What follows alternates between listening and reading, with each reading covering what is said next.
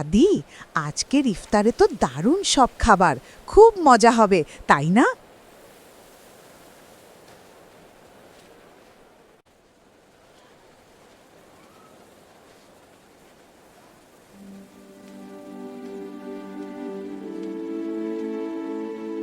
এই ছেলে, এখানে কি দেখছো?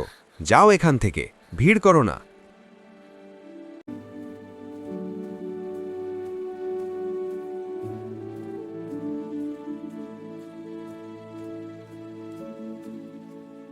হাদি, ওই দেখো, বাচ্চাটা কতক্ষণ ধরে খাবারের দিকে তাকিয়েছিল আর দোকানদার চাচা ওকে তাড়িয়ে দিলেন। ওর তো খুব কষ্ট হচ্ছে। আসসালামু আলাইকুম চাচা। রোজা রেখে কেউ খাবারের দিকে তাকিয়ে থাকলে তাকে তাড়িয়ে দেওয়া কি ঠিক হলো? রমজান তো রহমতের মাস। এই মাসে কাউকে কষ্ট দিলে আমাদের রোজার কি কোনো সার্থকতা থাকে চাচা? তুমি ঠিক বলেছ বাবা, রোজার দিনে আমার রাগ করা একদম উচিত হয়নি। আমার ভুল হয়ে গেছে।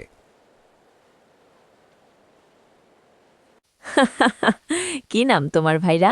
তুমি কি রোজা রেখেছ?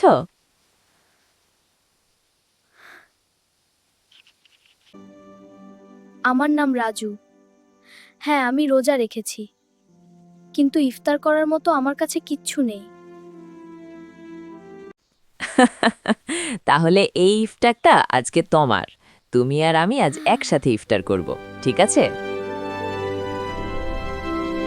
কিন্তু হাদি, তুমি তোমার সব খাবার ওকে দিয়ে দিলে, তুমি কি দিয়ে ইফতার করবে?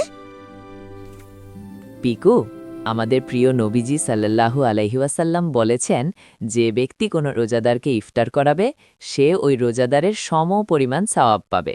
নিজের খাবার চেয়ে অন্যকে খাওয়ানোর আনন্দ অনেক বেশি।